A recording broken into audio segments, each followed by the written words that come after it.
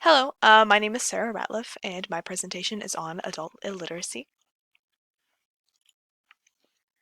Adult illiteracy is not a problem of the past. While complete literacy is rare, functional literacy is a problem that is affecting a surprisingly large number of Americans specifically. Functional literacy is decided by the reading level of the individual in question and is more common in areas of higher population and higher poverty rates.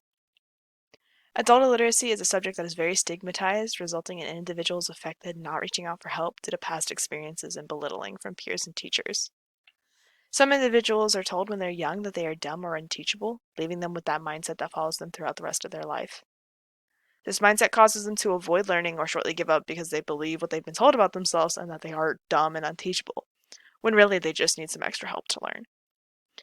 Being illiterate means that one cannot read or write at all. However, one who is functionally illiterate has basic reading comprehension and also writing skills. Like I said, those that are illiterate cannot read or write at all, but those that are functionally literate have some basic reading comprehension and writing skills. Those that are considered functionally literate are above age of 15, and they have a reading level that is between the 4th and 6th grade. Adult illiteracy is very under-researched. The last time it was researched in the United States was from the late 1990s to 2003, from which the American population has now grown by over 43 million people. Here are some more facts. About 36 million adults in the United States cannot read or write or do basic math above a 3rd grade level. Children whose parents have low literacy levels have a 72% chance of having lower reading levels themselves, and these children are more likely to get poor grades, have behavioral problems, have higher absentee rates and dropout rates, and also repeat school years. As well as 43% of adults with the lowest levels of literacy live in poverty, showing a correlation between the two. So you might be wondering, why does it matter at this point? Or why should it concern anyone? Well, being able to read and write allows an individual to have a voice.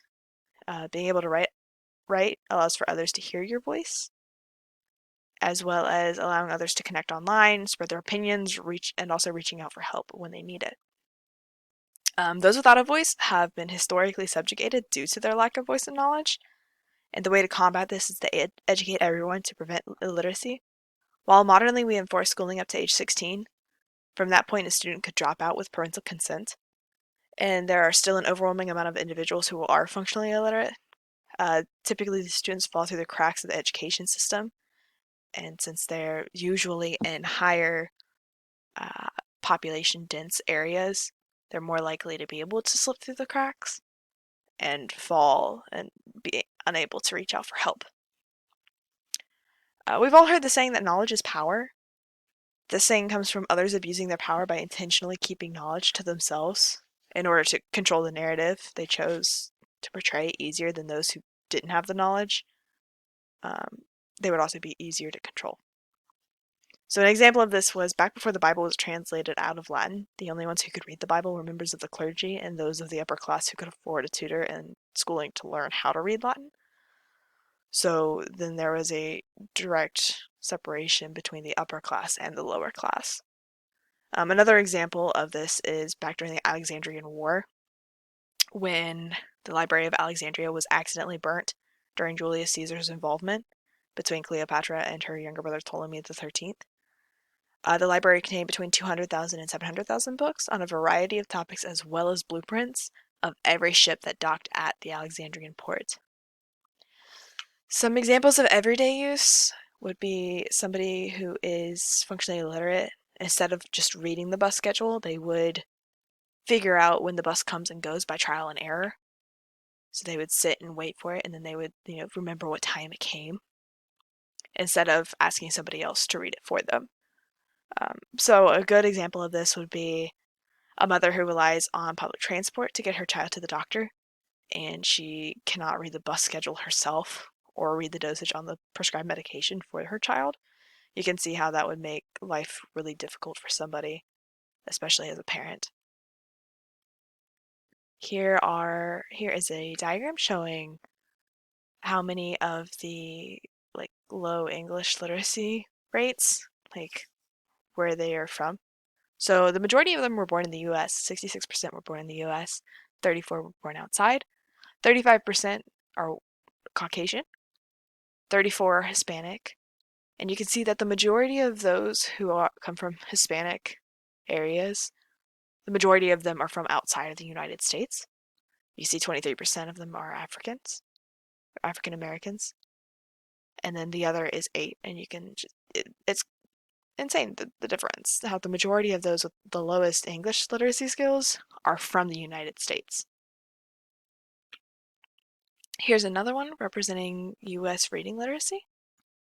You can see that the areas that have 20 to 30% of a below a 5th grade level of literacy are those areas that typically have a higher population, like New York, California, Texas. You see that Mississippi has a 30% or greater. It's the only one in the United States that is that bad. And you can see that here in Central America, it has the best rates at 15 to 10%. And then here are some organizations and programs that are made to help adult illiteracy. So here's Seeds of Literacy. And then here, this is a list of other other programs that are used for helping the situation, for helping those that are affected by adult illiteracy. And then also here's Dolly Parton's Imagination Library, which is specific to children, but it also helps prevent adult illiteracy at a young age by fostering a love of reading in children. And then here are my sources. The majority of my sources were not from the United States or were outdated. This one by Sarah Poff-Roman is from 2004. And then this one is from 1983. This one is from China. This one is talking about functional literacy and its connection to biblical times. This one is from 1979. This one's from 06, but it's from Sydney, Australia. And then this one is from Africa. This one's from Canada. And that is my presentation. Thank you for your time.